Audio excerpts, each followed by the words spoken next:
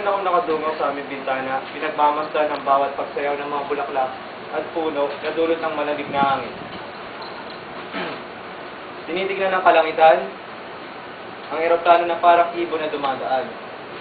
Parang nakita ko tuloy ang sariling nakasakay sa eroplano at lumibad sa kawalan. Ang unti-unting paglubog ng araw na umaakit sa mga batang maglaro ng patintero taguan. Samantala, ito naman ay udyat sa mga nagtitinda ng balot at penoy sa kalye. May kita rin mula sa bintana ang mga tao sa paligid na may kanya-kanyang ginagawa. Si Mang Istong, kahit pagkat ng dilim, patuloy pa rin siyang nangungulit sa aming kapitbahay para bumili ng kanyang nilalakong sinapa na nakabalot sa dyaryo ng Manila Philippine Daily Inquirer. Ang grupo nila Mang Badong na naghahanda na ng silya para simulan na naman ang magdamagang inuman habang pinag-usapan ang mga politiko. Ang mga tambay na patuloy pa rin naghihiyawan sa tuwing may dumadang magandang babae at sinusututan.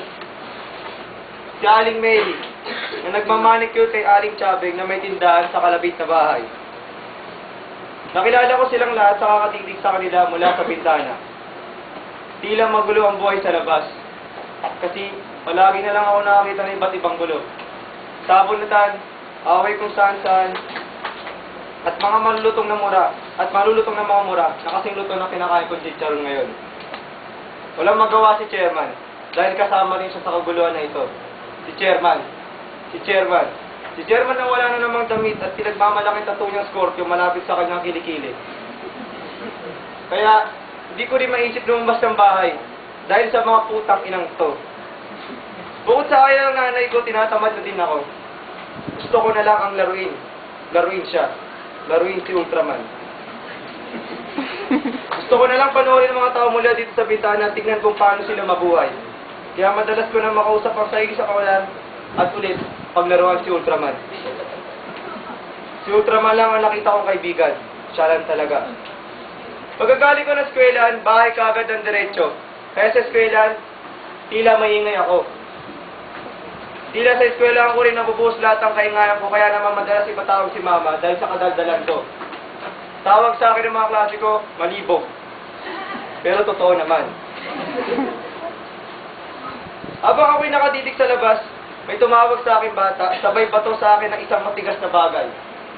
Pagkabato niya, saktong tinamaan ng Ultraman ko. Masakit.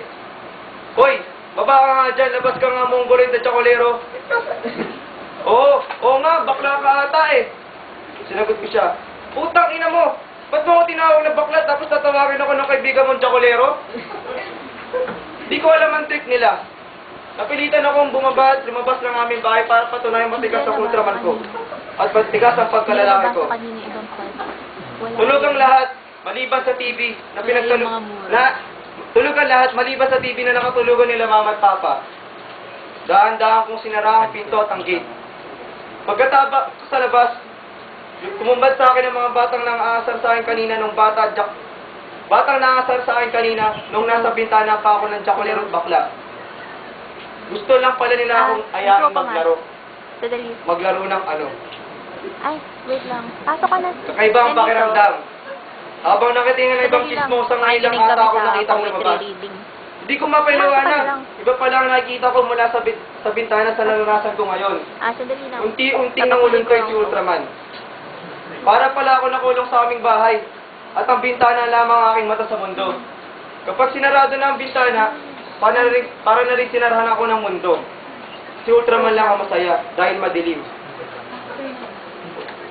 Sinubukan kong makipaglaro sa mga bata sa paligid. Dahil nagsasawa na rin ako ng kakipaglaro kay Ultraman.